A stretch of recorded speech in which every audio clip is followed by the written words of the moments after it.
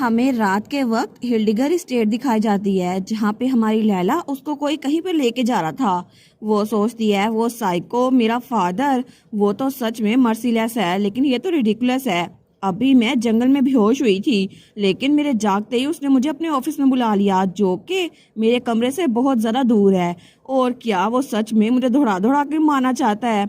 फिर भी मैं बिल्कुल सरप्राइज नहीं हूँ। एनीवेज, मैं उम्मीद करती हूँ कि वो हीरो जिसने मुझे फ्यूचर में मारना है ना, बस वो मेरी एफर्ट्स को अप्रिशिएट करे। और तब वो अपने फादर के कमरे के बाहर पहुंच गई थी, लेकिन तब वो सोचती है इससे फर्क नहीं पड़ता, अगर मैं अभी मर गई ना तो फिर वो वैको मुझे मार ही नहीं सकेगा। तो तभी वो बटलर दरवाजे पे दस्तक देते हुए कहता है, लॉर्डशिप, यहाँ पर लेडी लैला वो आ चुकी हैं। तो उसका फादर वो कमरे में था, वो कहता है ठीक है अंदर आ जाओ। तो लैला वो अपने फादर के सामने खड़ी थी, वो कहती है जी फादर, आप मुझसे मिलना चाहते थे? तो लैला का फादर वो कहता है मेरे थोड़े करीब आओ। और तब लैला उसके टेबल के बिल्कुल पास आ खड़ी हो गई थी। वो सोचती है मैं सच में इसके पास आना नहीं चाहती, क्योंकि ये जगह मुझे गूज बम्स देती है। स्पेशली ये जो पीछे दीवार पर किसी के सर लगे हुए हैं ना, ये जानवर असल में इसने खुद ही शिकार किए थे, इसी वजह से मुझे बड़ा डर लगता है इससे। लेकिन तब उसका फादर वो उससे कहता है आखिर तुमने ऐसा क्यों किया लैला? तो लैला सोचती है मैं इनको क्या बताऊं, पता नहीं इनको कितना जरा पता है, लेकिन इससे जवाब देना थोड़ा मुश्किल हो जाएगा। तभी वो अपने हाथ को देखती है, वो सोचती है क्या विलियम ने पहले ही वो ब्रेसलेट रिट्रीव कर लिया था? तो उसका फादर कहता है आखिर तुम मेरी परमिशन के बगैर कैरिज पे क्यों गई और फॉरेस्ट में क्यों भाग गई, मुझे जवाब दो। वो सोचती है अच्छा, तो इसका मतलब था विलियम ने मेरे फादर के देखने से पहले ही वो ब्रेसलेट छुपा लिया था ताकि मेरे फादर को पता न चले। तो इसका मतलब है इनको सिर्फ यही पता है मैं जंगल में गई थी। वो कहती है मैं उस लड़के की वजह से वहां पर गई थी, क्योंकि मैं उसको देखना चाहती थी, इसी वजह से मैं फॉरेस्ट में आ गई। तो उसका फादर कहता है क्या तुम इसी वजह से मुझे कह रही थी कि मैं उसकी जान बख्श दूं? तो लैला कहती है बिल्कुल। तो उसका फादर कहता है मैंने सुना कि तुम वहां भी गई थी जहां वो पहले कैद था, यानी कि डंजन में, और तुम उसकी खातर इतनी दूर हंटिंग ग्राउंड्स में भी गई। तो हमारी सोचती है क्या मेरे बेहोश होते हुए इसने सारे सर्वेंट्स को इंटेरोगेट किया था? लगता है ये तो बड़े बेरहम है। तो लैला कहती है वेल, मैं जानती थी ऐसे कुछ होने वाला है, इसी वजह से मैं वहां पर गई थी, क्योंकि मैंने सर्वेंट से ऐसा कुछ सुना था। तो लैला सोचती है मैंने किसी सर्वेंट से नहीं सुना था, मुझे फ्यूचर का पता है, लेकिन फिर भी अपने फादर से मैं झूठ बोल रही हूँ, उनको कौन सा पता चलना है? तो वो कहती है मैं तो बस क्यूरियस थी कि डंजन में वो लड़का किस तरह का दिखता है, और इसी वजह से मैं वहां पर गई, मुझे माफ कीजिएगा फादर। तो उसका फादर कहता है तुम क्यूरियस थी, बस यही बात थी? और तब वो बड़ी क्रीपी सी स्माइल करते हुए कहता है ऐसा लगता है तुम्हें वो बच्चा पसंद आ गया है, ना सिर्फ तुमने उसको फॉलो किया बल्कि तुम उसके पीछे जंगल तक भी गई। इसका मतलब है कि तुम उस बच्चे को पसंद करती हो ताकि वो तुम्हारा स्लेव बनकर रहे। तो लैला सोचती है अच्छा, तो ये स्टार्ट से मुझे देख रहे थे, लेकिन फिर भी इन्होंने वो एरो जानबूझ के शूट किए, हालांकि इनको पता था मैं भी वहां पर हूँ। तो तब अपने फादर के सामने बैठ जाती है। वो सोचती है मैं इस बात से बिल्कुल भी हैरान नहीं हूँ, क्योंकि ये अपने बच्चों को मारने में बिल्कुल देर नहीं करेंगे। तो तब वो अपने फादर के सामने जब बैठी थी ना, तो उसका फादर उसी को देखी जा रहा था। वो सोचती है मुझे बस अपना पार्ट प्ले करना होगा। तो उसका फादर कहता है लैला तुम ये क्या कर रही हो? तो लैला कहती है मैं तो बस अपने एक्शंस पे रिफ्लेक्ट कर रही हूँ, मुझे माफ कीजिएगा, मैंने ये सब कुछ किया, मैं आपकी पनिशमेंट को एक्सेप्ट करूंगी जो आप मुझे देंगे। इसी वजह से प्लीज क्या आप मेरी विश पूरी कर सकते हैं कि मैं उस लड़के को अपने साथ रखना चाहती हूँ? तो उसका फादर इस बात का जवाब नहीं देता। तो लैला कहती है अगर आप ऐसा करेंगे तो मैं अपनी बर्थडे प्रेजेंट नहीं मांगूंगी, ना ही अगले साल ना ही उससे अगले साल, जहां तक हो सके तब तक। तो उसका फादर कहता है अच्छा, अगर मैं तुम्हारी रिक्वेस्ट मान जाऊं तो तुम मेरे लिए क्या करोगी? लैला कहती है जी, वो कहता है मेरा कहने का मतलब है वापसी में मुझे क्या मिलेगा, क्योंकि मैं किसी घाटे का सौदा तो नहीं करना चाहता। लैला कहती है फिर मैं एक अच्छी बेटी बन के रहूंगी। उसका फादर कहता है मुझे इससे फर्क नहीं पड़ता, मेरे पास बहुत सारे अच्छे बच्चे हैं, जितने मैं गिन सकता हूँ ना उससे भी ज्यादा। लैला सोचती है बिल्कुल ये बात तो सच कह रही है, क्योंकि इस घर में पता नहीं इनके कितने ज्यादा बच्चे हैं, लेकिन कोई भी इनकी बात मानने से इनकार नहीं करता, क्योंकि अगर किसी ने भी उनकी बात मानने से इनकार किया तो वो इस दुनिया में रहेगा ही नहीं। तो लैला कहती है अगर ऐसा ही है तो फिर मेरे पास ऑफर करने के लिए एक और चीज है। तो उसका फादर कहता है सच में तुम मुझे कुछ ऑफर करना चाहती हो? लैला कहती है बिल्कुल, मैं इस बात की गारंटी देती हूँ आपको ये पसंद आएगा। उसका फादर कहता है ठीक है, मैं तुम्हारी बात सुन रहा हूँ। तो लैला अपना प्लान अपने फादर को बताती है जो हमें नहीं बताया जाता, और पूरा का पूरा प्लान वो अपने फादर से डिस्कस कर रही थी। तो वो कहती है आपको इस बारे में क्या लगता है, अगर आप मेरी बात मान जाए तो मैं आपको जुबान देती हूँ ये होके रहेगा। उसका फादर कहता है सच में, क्या तुम अपना प्रॉमिस रखोगी? लैला कहती है बिल्कुल। तो उसका फादर कहता है अगर तुमने अपना प्रॉमिस ना रखा तो हमारी हीरोइन वो कहती है फिर आप मेरी जान ले लीजिएगा। उसका फादर कहता है ठीक है अब तुम जा सकती हो और मैं उस लड़के को तुम्हारे सुपुर्द करता हूँ और तुम उसके साथ जो चाहे वो कर सकती हो। लैला कहती है थैंक यू। तो उसका फादर कहता है ऑफ कोर्स तुम्हें तुम्हारे एक्शन के लिए पनिश किया जाएगा, अभी तुम जा सकती हो। वो कहती है जी फादर, लेकिन वो दिल में सोचती है थैंक यू मुझे यहाँ से जाने देने के लिए तुम विलन। लेकिन तब वो बाहर निकलते हुए सोचती है चलो ये काम हो तो क्या, मुझे कुछ टाइम मिल गया है ताकि मैं उस बच्चे के साथ अच्छे से रहूं और वो मुझे फ्यूचर में ना मारे। हालांकि मैं उसकी सेवियर नहीं बन सकती, फिर भी मेरे पास काफी सारे साल होंगे जिसमें मैं उसका ट्रस्ट गेन कर सकती हूँ और अगर मैं उसे अपनी साइड पे रखूँ ना तो क्या पता वो मेरे साथ अच्छे से रहे। तो तभी वो सोचती है मैं तो भूल ही गई थी, चाहे मैं उसके साथ जितना मर्जी अच्छे से रहूं लेकिन अभी तक वो मेरे साथ खुल के बात भी नहीं करता। जंगल में भी वो तो मुझसे सीधे मुंह बात ही नहीं कर रहा था, मैं क्या करूं, मुझे कोई ना कोई तरीका ढूंढना होगा। और थोड़ी देर बाद वहां एक कमरे में से एक मेड बाहर निकलती है तो लैला भी वहीं पर आ गई थी। वो सोचती है ये वही कमरा होगा क्योंकि मेड के हाथ में जो कपड़ा है ना उसमें खून लगा हुआ है, जरूर इसने उसकी मरहम पट्टी की होगी। तो वो मेड कहती है लेडी लैला आप यहाँ पर क्या कर रही हैं। लैला कहती है मैं तो बस बोर हो गई थी। तो तब वो उस कमरे का दरवाजा खोलती है और जब वो अंदर झांक के देखती है ना तो वहां पे हमारा हीरो बेड पे लेटा हुआ था। तो हमारी हीरोइन सोचती है इसकी क्लीन बैंडेज देखकर लगता है कि इसका जख्म इतना भी गहरा नहीं था, तो इसका मतलब है कि ये ठीक होगा। लेकिन वो बहुत ज्यादा गहरे गहरे सांस ले रहा था। लैला सोचती है इसको हुआ क्या है, क्या इसकी तबीयत ठीक नहीं है, इसको तो पसीना बड़ा आ रहा है। और तब वो उसका माथा चेक करती है। वो सोचती है नहीं नहीं इसको बुखार तो है ही नहीं बिल्कुल भी, लगता है कि ये सिर्फ ठंडे पसीने हैं, शायद ये बुरा ख्वाब देख रहा था। तो लैला उसको बड़े गौर से देखती है। वो सोचती है मुझे लगता है मैं तो बिल्कुल एक प्रीस्ट बन गई हूँ, मैं कितनी अच्छी हूँ ना, ये तो मुझसे अच्छे से बात भी नहीं करता और फ्यूचर में इसने कितनी बार मुझे मारा था, लेकिन फिर भी मैं ऐसे इसको ऐसे छोड़ के जा नहीं सकती। तो वो रुमाल लेती है और उसका पसीना साफ कर रही थी। वो सोचती है अगर मैं इसके साथ अच्छे से रहूं, इसको ये दिखाऊं मुझे इसके बारे में फिक्र है और मैं इसकी केयर करूं तो मैं चैरिटी की तरह काम करूंगी और ये मेरी जान बख्श दे। तो तभी वो बच्चा अपनी नींद में कहता है सिल। तो हमारी हीरो सोचती है क्या ये क्या बोल रहा है, तो वो अपना कान उसके मुंह के पास लगाती है। वो सोचती है ये क्या बोल रहा है, तो वो बच्चा कहता है सिसिल। तो हमारी हीरोइन सोचती है क्या ये नींद में बात कर रहा है, क्या सिसिल इसका दोस्त है। तो तभी वो बच्चा ख्वाब में कहता है मदर फादर प्लीज तुम लोग मत मरो। और तब वो अपने ख्वाब में रो रहा था। वो कहता है ये सारी मेरी गलती है, प्लीज तुम लोग को मरना नहीं था। तो हमारी लैला वो सोचती है क्या ये इसकी फैमिली थी, लेकिन मुझे लगा था कि ऑर्फनेज से आया है, इसका मतलब है कि वो ऑर्फनेज इसका घर था।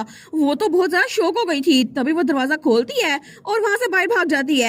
वो सोचती है इसका मतलब है कि वो सारे लोग वो उसकी फैमिली थे, मतलब वो ऑर्फनेज जला था तो उसके साथ इसकी पूरी की पूरी फैमिली वो भी जल गई थी, मतलब इसकी आंखों के सामने। लेकिन मैंने इस बारे में पहले क्यों नहीं सोचा, अगर ये सब कुछ हुआ था फिर भी इसमें मेरा तो कोई हाथ नहीं था, ये सारा कुछ मेरे फादर ने किया था जिनसे मैं खुद भी नफरत करती हूँ। लेकिन फ्यूचर में उसने मेरी जान ले ली थी क्योंकि मैं भी विलन की फैमिली हूँ, जैसे कि उसकी फैमिली की जान ले ली गई थी ना, वो भी अपना बदला चुकाना चाहता था सबकी जान लेकर। इसी वजह से वो हीरो उस डीटी को हराने के बाद हमारे पीछे आया था और इसी वजह से ये वही आदमी था जो हमें मार देगा।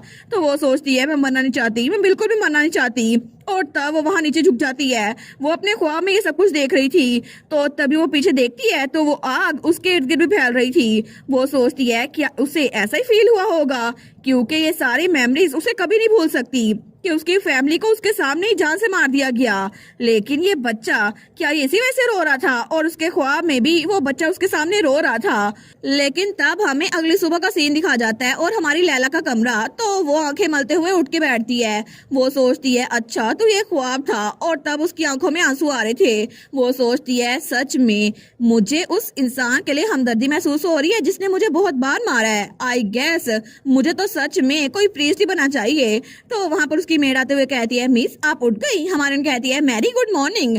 तो वो मेड कहती है वो बच्चा जिसके बारे में आप फिक्रमंद हो रही थी ना वो होश में आ गया है। तो लैला कहती है सच में। तो हमारी हीरोइन बेड से उतरते हुए कहती है मैं ब्रेकफास्ट बाद में कर लूंगी, अभी मुझे जाकर उससे मिलना होगा, तो तुम ब्रेक ले सकती हो। वो कहती है क्या मिस, लेकिन अगर आप वापस आएंगी ना तो मैं आपको 3 कप दूंगी हेल्थ टी के। वो कहती है ठीक है। और थोड़ी देर बाद वो उस कमरे के बाहर आ गई थी।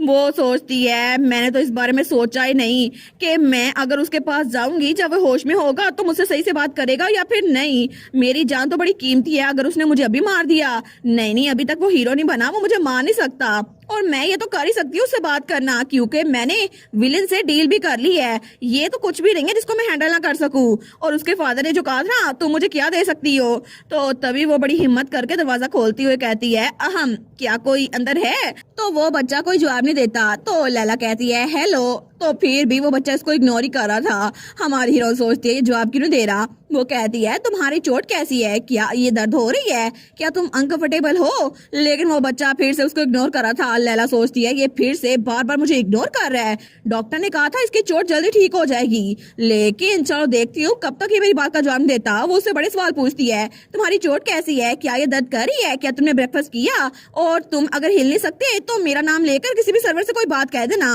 वो तुम्हारा काम कर देंगे। लेकिन वो बच्चा फिर भी जवाब नहीं दे रहा था। लैला सोचती है ये तो बिल्कुल ऐसा है जैसे मैं दीवार से बात कर रही हूँ, लेकिन मेरे भी अपने तरीके हैं। तो लैला कहती है मैं भूल ही गई थी, थैंक यू मेरी जान बचाने के लिए। तो वो बच्चा थोड़ा फ्लिंच होता है, तो तभी वो उसकी तरफ मुड़ के देखते हैं। हमारे वो सोचती है देखा, अब इसने देखा ना मेरी तरफ। तो वो बच्चा कहता है नहीं, मैंने तुम्हारी जान ही बचाई थी। लैला कहती है लेकिन कल तुमने उस एरो से मुझे बचाया था। वो कहता है नहीं, मैं तुम्हें शील्ड नहीं किया था। तो हमारी ओन कहती है अच्छा, तो फिर बस वो इत्तेफाक होगा। वो कहता है हाँ हो सकता है। तो हमारी लैला वो कहती है अच्छा अगर यही है। तो हमारी ओन सोचती है मुझे पता है, लेकिन आखिर इसको कैसे पता था कि वो एरो मेरी तरफ आ रहा था? मुझे लगा था सिर्फ एक ही एरो है। फिर भी वो कहती है थैंक यू सो मच, तुम्हारी वजह से मैं बिल्कुल ठीक हूँ, लेकिन तुम्हें चोट लग गई। और चाहे ये इत्तेफाक था या फिर नहीं, लेकिन वो एरो मुझे नहीं लगा तुम्हारी वजह से। तो वो बच्चा कहता है मैंने कुछ भी नहीं किया। तो हमारी हीरोइन कहती है तुम मेरे सेवियर हो, अब से मैं तुम्हें ऐसे ट्रीट करूंगी जैसे तुम मेरे सेवियर हो, ठीक है? तो तब उसके बिल्कुल पास आ गई थी। वो कहती है अब से हम लोग बिल्कुल अच्छे से रहेंगे आगे से, ठीक है? अगर तुम्हें कोई भी मसला हो ना मुझे बता दिया करना। वो सोचती है और बाद में प्लीज मेरी जान बख्श देना। लेकिन तब वो तो चमक के हमारे हीरो की तरफ देख रही थी। तो वो बच्चा वो कहता है मैं, लेकिन क्यों? तो हमारी हीरोइन कहती है क्या तुमने क्या बोला? तो वो बच्चा उसको बड़ा घूर के देखता है। हमारी हीरोइन थोड़ा पीछे होते हुए कहती है नहीं नहीं, मुझे लगता है मैंने कुछ नहीं सुना, तुम कुछ नहीं बोल रहे थे, ठीक है? वो सोचती है फिर भी थोड़ी सी प्रोग्रेस तो हो गई है, मुझसे ये बात तो कर है, फिर भी इसने मुझे यहाँ से दफा होने को नहीं बोला, इसका मतलब है मैं यहाँ पे रुक सकती हूँ। तो तब वो वहां बेड पे बैठते हुए कहती है अरे हाँ मुझे याद आया, अभी तक हमने एक दूसरे को अपना नाम नहीं बताया। वो सोचती है ऑफ कोर्स मुझे इसका नाम पहले से पता है, क्योंकि ये तो एक ग्रेट हीरो था जो के पूरे एम्पायर का फेवरेट सब्जेक्ट था। यहाँ पर तो हर कोई गाना गाने वाला इसका नाम लेता था, और पेंटिंग और स्टैचू वाले भी इसका नाम लिखते थे। इसके अलावा कॉमनर्स और नोबल्स सारे बच्चे इसका नाम लेके खेलते थे। लेकिन तब वो सोचती है फिर भी एक दूसरे को अपना नाम बताना बेसिक एटिकेट होता है। तो लैला कहती है मेरा नाम है लैला, और जब बाकी इर्द गिर्द हो ना तो तुम मुझे मिस लैला बोला करो, ठीक है? या फिर लेडी लैला। तुम्हारा नाम क्या है? तो वो बच्चा वो थोड़ा फ्लिंच होता है, लेकिन कोई जवाब नहीं देता। हमारे सोचती है ठीक है ये मुझे नहीं बता रहा। तो वो तो इमेजिन करती है उसके गाल खींच रही थी। वो कहती है अपना नाम बता भी दो। तो लैला कहती है तुम कुछ कहते क्यों नहीं हो? लेकिन फिर भी वो कोई जवाब नहीं देता। तो लैला तो अपने दिल में उसके सर पे कुछ मार रही थी। वो सोचती है ये बच्चा सच में मेरी बात नहीं मानता, लेकिन इसका ये मतलब तो नहीं है मुझे इसका नाम नहीं पता। वो कहती है ठीक है, तो मेरा जो दिल करेगा मैं तुम्हें वही कहूंगी, ठीक है? लेकिन जब मैं छोटी थी ना तो मेरे पास एक रैबिट था जिसका मैंने नाम रखा हुआ था, उसका नाम था कैसियन। लेकिन ये नाम सुनकर वो बच्चा थोड़ा फ्लिंच होता है। तो लैला कहती है तुम्हें क्या लगा, क्या तुम्हें ये नाम पसंद आया? वो सोचती है ये जरूर शौक हो गया होगा ना, मुझे इसका असली नाम पता है। लेकिन जैसे वो उस बच्चे को देखती है ना तो वो बच्चा तो बहुत ही ज्यादा बुरी तरह से उसको घूर के देख रहा था, जैसे उसको अभी जान से मार डालेगा। तो लैला ये देखकर बिल्कुल डर गई थी। वो उठते हुए सोचती है ये आखिर मुझे ऐसे क्यों घूर रहा है, क्या मैंने कोई गलती कर दी इसका रियल नाम लेकर? मुझे इसको फिक्स करना होगा। तो वो उससे कहती है आई एम सॉरी, मुझे ये नाम नहीं लेना चाहिए था। तो कैसे उसको डरता हुआ देखकर थोड़ा फ्लिंच होता है। तो तभी वो कहता है सियोन, मेरा नाम सियोन है। लैला कहती है क्या? तो वो बच्चा कहता है तुमने मेरा नाम पूछा था ना, इसीलिए मैं तुम्हें बता रहा हूँ, मेरा नाम सियोन है, कैसियन नहीं। तो लैला कहती है सियोन, क्या मैं तुम्हारा नाम ले सकती हूँ? वो कहता है बिल्कुल। तो हमारी हीरोइन सोचती है जब मैंने इसका नाम कैसियन लिया, जो कि इसने हीरो के नाम पे अपना नाम रखा हुआ था, तो तब तो इसने मुझे ऐसे देखा जैसे मुझे अभी मार डालेगा, लेकिन ये चाहता है मैं इसको सियोन बुलाऊं, ये तो सेम चीज नहीं हुई। तो तब वो सोचती है वेल जो भी है, कम से कम ये मुझे ऐसे तो नहीं घूर रहा ना जैसे मुझे जान से मार डालेगा, चलो ये भी अच्छा है। वो कहती है थैंक यू सो मच मुझे अपना नाम बताने के लिए सियोन, आपसे मैं तुम्हें यही बुलाऊंगी। लेकिन तब उसे दूर हटते हुए दरवाजे के पास जाने लगती है। वो कहती है ठीक है मैं चलती हूँ। मुझे याद आया, मुझे कुछ अर्जेंट करना था, ठीक है अब तुम रेस्ट करो। तो तब वो दरवाजा खोलते हुए कहती है मैं तुमसे बाद मिलूंगी सियोन, और उसके बाद उसने दरवाजा बिल्कुल बंद कर दिया था। लेकिन लैला के जाने के बाद वो अपने होंठ चबाते हुए सोचता है कैसियन ब्रदर, बिल्कुल मैं इस लड़की के नाम से अपना ये नाम बिल्कुल नहीं सुना चाहता। और तब वो हमें बताता है कि जब मैं 5 साल का था ना, तो मैं गलियों में रहा करता था, तब वहां पे कोई कह रहा था ओए बच्चे तुम कितने साल के हो। तो वो सोचता है उस वक्त हर कोई मुझसे ये पूछता था मैं कितने साल का हूँ। ज्यादातर बच्चों को ये याद नहीं होता था, लेकिन मुझे याद था। तो वो छोटू सा था, वो कहता है मैं 5 साल का हूँ। तो वहाँ पे एक औरत थी जो कि ब्रेड लिए आई थी। तो वो औरत उसे ब्रेड देते हुए कहती है क्या तुम एक लड़के हो या फिर लड़की, तुम तो इतने क्यूट हो मैं बता नहीं सकती। लेकिन तब हमारा सियोन वो कहता है मैं एक बॉय हूँ। वो सोचता है किसी को नहीं पता था कि मैं एक लड़का हूँ या फिर लड़की, लेकिन इसी वजह से हर कोई मुझसे यही पूछता था कि मेरी उम्र क्या है, मैं लड़का हूँ या लड़की, इसके अलावा मैं यहाँ पर क्यों रह रहा हूँ। लेकिन कभी भी किसी ने मुझसे मेरा नाम नहीं पूछा। तो वहां पर एक आदमी आते हुए कहता है तुम क्या बात कर रही हो, इस भिखारी से क्या बात कर रही हो, तुम्हें नहीं लगता कि इससे दूर रहना चाहिए, ये तो जम की फैक्ट्री है। तो वो औरत कहती है फिर भी ये बेचारा सा बच्चा है, इसको ब्रेड तो दे रही हूँ मैं। और तब कुछ दिनों बाद हमें सनशाइन ऑर्फनेज दिखा जाता है जहाँ पर उसको ले जाया गया था। तो वहाँ कोई कहता है तुम्हारा नाम क्या है, और वो एक लड़का था जो कि उससे थोड़ा बड़ा था, 15-16 साल का लग रहा था। तो सियोन उसको देखकर बड़ा हैरान हो गया था। वो सोचता है पहले किसी ने भी मुझसे कभी मेरा नाम नहीं पूछा।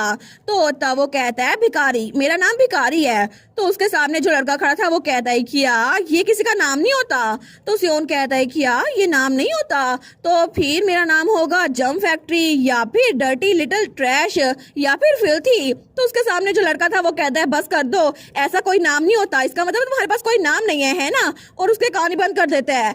वो सोचता है सच में लोग इसको क्या क्या बुलाते रहते थे। तो सियोन कहता है फिर मेरा कोई नाम नहीं है। तो उसके सामने जो लड़का खड़ा था वो कहता है तुम्हें ऐसी चीजों को अपना नाम नहीं रखना चाहिए, और अगर तुम्हारा नाम नहीं है तो फिर रखा जा सकता है। लेकिन हमारा हीरो कहता है अच्छा तो फिर मेरा नाम कौन रखेगा, मुझे तो कोई नाम आता भी नहीं है। तो उसके सामने जो लड़का खड़ा था वो कहता है अच्छा अगर ऐसी बात है तो इट्स ओके, क्योंकि तुम कोई भी नाम बाद में चूज कर सकते हो। इनफैक्ट मैंने तो अपना नाम कैसियन खुद ही चुना था। और तब उसी लड़के का नाम था कैसियन। तो हमारा हीरो कहता है कैसियन, वो कहता है बिल्कुल तुम मुझे बिग ब्रदर बुला सकते हो। लेकिन हमारा हीरो उसको कैसियन बुला रहा था। वो लड़का कहता है ठीक है तुम मुझे बिग ब्रदर मत बुलाओ, मेरा नाम ही बुला लो। तो तब वो कहता है ऑल राइट, अगर तुम यहाँ पर आ गए हो तो मैं तुम्हें टेम्परेरी कोई नाम दे देता हूँ। तो तब उसके बालों को देखते हुए कहता है तुम्हारे बाल तो बिल्कुल गोल्ड की तरह शाइन करते हैं, इसका मतलब है मैं तुम्हें नाम दूंगा सनशाइन। लेकिन तभी वहां पर एक लड़की आती है जो उससे थोड़ी सी छोटी थी। वो कहती है ईयू ये कितना गंदा नाम है। तो कैसियन कहता है एडील तुम यहाँ पर कब आ गई। तो एडील कहती है अभी अभी आई थी मैं, लेकिन तुमने सच में इसका नाम सनशाइन रखा है। वो कहता है हाँ फिर क्या। तो एडील चिल्ला कहती है सारे के सारे बाहर आ जाओ। तो वहाँ पे बाकी सारे बच्चे भी आ गए थे। तो बाकी कहते हैं क्या हो रहा है यहाँ पर। तो एक और बच्ची भी थी, वो कहती है ये कौन है। तो एडील कहती है आज से ये हमारा नया भाई है, ये हमारे घर में आया है। और तुम्हें पता है कैसियन ने इसका नाम क्या रखा, इसका नाम उसने सनशाइन रखा। तो सारे कहते हैं अच्छा ये आया हमारा नया भाई, फिर तो इससे मिलकर अच्छा लगा। तो तब वहाँ पर एडील सबके नाम बताती है। वो कहती है मैं हूँ एडील, ये है एशली, ये है माइक, ये है सिसिल, और हम लोग ऐसे छोटे छोटे हैं। अभी सबसे ज्यादा छोटी सेसील थी, लेकिन तुम्हारे आने के बाद तुम सबसे ज्यादा छोटे हो। लेकिन तब एडील कहती है अब सारे यहाँ पर बैठ ही गए हैं, तो तुम लोग को मैं बताऊं इसका नाम कैसे ने क्या रखा है सनशाइन, क्या तुम लोग को ये अच्छा लगा। तो सारे के सारे कहते हैं बिल्कुल भी नहीं, कितना टेरिबल नेम है ना। तो कैसन कहता है ओके अगर तुम लोग को इतना ही बुरा लग रहा है तो फिर हम उससे खुद ही पूछ लेते हैं। तो कैसियन हमारे हीरो के सामने होते हुए कहता है सनशाइन तुम्हें अपना नाम कैसा लगा, सनशाइन क्या तुम्हें ये पसंद आया सनशाइन। वो तो बार बार उसको सनशाइन कहकर बुला रहा था। तो हमारा हीरो स्माइल करते हुए कहता है मुझे ये नाम बहुत अच्छा लगा सनशाइन, मेरा नाम बहुत ही ज्यादा क्यूट है। तो तभी एडील तो गिरने वाली हो गई थी। तो रे उसको पकड़ती है, वो कहती है अपने आप पे काबू रखो एडील। तो कैसन कहता है इतना प्यारा नाम तो रखा है मैंने, लेकिन ये उसका टेम्परेरी नाम था। और इस तरह काफी ज्यादा साल गुजर गए जब वो अपनी फैमिली के साथ बड़ा हो रहा था, और उसके पेरेंट्स और बहन भाई बहुत ज्यादा अच्छे थे, वो सबके साथ एंजॉय कर रहा था। और उन्होंने समर भी बहुत ज्यादा एंजॉय की, और उन्होंने ऑटम भी बहुत ज्यादा एंजॉय की। सब बहन भाई बहुत ज्यादा अच्छे थे। विंटर में तो उन्होंने स्नो बॉल्स भी बनाई थी, एक दूसरे पे मारी थी। लेकिन तब 1 साल बाद वो सारे फिर से इकट्ठे हुए थे। तो हमारा कैसन कहता है क्या सब लोग इकट्ठे हो गए। तो जो रीजन मैंने आप लोग को यहाँ पे इकट्ठे किए है वो ये है कि सनशाइन को एक प्रॉपर नाम मिलना चाहिए। तो बाकी सारे भी कहते हैं हम एग्री करते हैं, लेकिन जब भी हम इसको सनशाइन बुलाते हैं ना कितना अजीब लगता है। हमारे ऑर्फनेज का नाम भी यही है। तो तुम लोग को क्या लगता है, क्या इसको हमें कोई और नाम देना चाहिए? तो वो लोग हमारे हीरो से ही पूछते हैं क्या तुम्हें कोई और नाम चाहिए? तो हमारा हीरो कहता है बिल्कुल, मुझे जो नाम चाहिए वो है कैसियन। तो कैसियन कहता है क्या तुम्हें मेरा नाम चाहिए? वो कहता है बिल्कुल, मुझे कैसियन नाम पसंद है। तो सेसिल उससे सबसे ज्यादा क्लोज थी, वो कहती है मुझे भी ये नाम पसंद आया, अब से मैं तुम्हें कैसियन बुलाऊंगी। लेकिन अडील कहती है अच्छा हुआ ना कैसियन, मुझे लगता है कि ये नाम उस पे ज्यादा सूट करता है, तुम पे नहीं। कैसियन कहता है क्या, लेकिन क्यों? हर एक का अपना नाम होना चाहिए ना जो सब पे सूट करते हैं। तो हमारा हीरो तो स्माइल किए जा रहा था। तो सेसिल कहती है इतना प्यारा नाम तो है, उसको उसी को रखने दो ना। और फिर वो कहती है वैसे भी अब से हर कोई यहाँ पे इसको कैसियन बुलाएगा, आप कैसियन नहीं है, ठीक है? तो कैसियन कहता है सेसिल तुम भी देखो ना, मैं तुम्हारा भाई हूँ, ऐसा तो मत करो। लेकिन वो सारे कैसियन के पीछे पड़ गए थे। वो कहते हैं नहीं नहीं, तुम अपना नाम चेंज करो, हम तो उसको कैसियन ही बुलाएंगे, तुम ही गंदे बच्चे हो। तो वो कहता है देख लो, शर्म कर लो, मैं सबसे बड़ा हूँ और तुम लोग मेरा नाम चुरा रहे हो। लेकिन तुम्हें कोई और नाम अच्छा नहीं लग रहा, बताओ ना। लेकिन वो सारे के सारे उसके पीछे ही पड़ गए थे। वो कहते हैं बिल्कुल नहीं, ये नाम उसको देना है। तो हमारा हीरो उनको लड़ते हुए देख रहा था। तो वो कहता है सनशाइन तुम तो बगावत कर रहे हो, देखो मेरा नाम चुरा रहे हो, प्लीज कोई और नाम ले लो ना। तो हमारा हीरो कहता है मैं फिर सियोन नाम लूंगा, यही मेरा नाम होगा। सारे कहते हैं सच में? तो कैसन कहता है ठीक है, तुम्हारा मतलब है सियोन है ना, कैसियन नहीं। तो वो स्माइल करके कहता है बिल्कुल, आज से मेरा नाम होगा सियोन। तो वो सारे कहते हैं अब से तुम्हारा नाम सियोन ही होगा, लेकिन अगर तुम्हारा नाम कैसियन होता ना फिर ज्यादा अच्छा होता। तो कैसियन कहता है बस भी कर दो। लेकिन सिसिल कहती है सियोन अब से तुम मेरे प्यारे वाले भाई हो, ठीक है? तुम मुझसे छोटे हो लेकिन फिर भी कितने क्यूट हो, और अब से कोई भी तुम्हें सनशाइन नहीं बुलाएगा, तुम सियोन हो, है ना? वो कहता है बिल्कुल, मेरा नाम अब से सियोन है। और उस वक्त से उसका नाम सियोन पड़ गया, जो कि ऑर्फनेज में हर कोई इसको बुलाता था। और ऑर्फनेज एक वार्म जगह थी जहाँ पे उसको एक नाम मिला और उसको पता चला फैमिली क्या होती है। और वो एक ऐसी जगह थी जहाँ पर उसे पता चला था रियल पेरेंट्स कैसे होते हैं, क्योंकि जो कपल वहाँ पर उन सबको अडॉप्ट किए हुए थे ना, वो बहुत ज्यादा अच्छा था। लेकिन कुछ ही अरसे बाद उसकी ये सारी की सारी खुशियाँ वो तबाह हो गई। तो जब हमारा सियोन वो 10 साल का था तो वो चिल्ला कर वहाँ पर आता है। वो कहता है mother, father, Cassian, Adele, Ashley, Mike और रे, कहाँ पर वो सारे के सारे? लेकिन वहाँ उस घर में आग लगी हुई थी। वो कहता है प्लीज बस थोड़ा सा इंतजार कर लें, मैं आप सबको बचा लूंगा। लेकिन वो पूरा का पूरा घर वो तबाह हो रहा था, क्योंकि वहाँ पर वो आग थी। और उस आग की वजह से वो बच्चा सियोन, जिसको पहली बार जिंदगी में प्यार मिला था, उसका वो प्यार छीन लिया गया था, क्योंकि उस घर में आग लग चुकी थी। और इसी वजह से वो दिन सियोन की जिंदगी का सबसे बड़ा नाइटमेयर बन गया, क्योंकि उसकी फैमिली और उसका प्यारा घर एक ही पल में उसकी आंखों के सामने वो खत्म हो गए थे। और इसी के साथ ये वाला पार्ट यहीं पर ख़त्म। तो आप लोग बताइएगा आप लोग को ये पार्ट कैसा लगा, और वीडियो को लाइक और चैनल को सब्सक्राइब लाजमी कीजिएगा। बाकी वीडियोस का लिंक भी स्क्रीन पर नज़र आ रहा होगा, तो काइंडली उनको भी चेकआउट कर ले। और thank you so much for watching my videos. Stay safe, bye bye.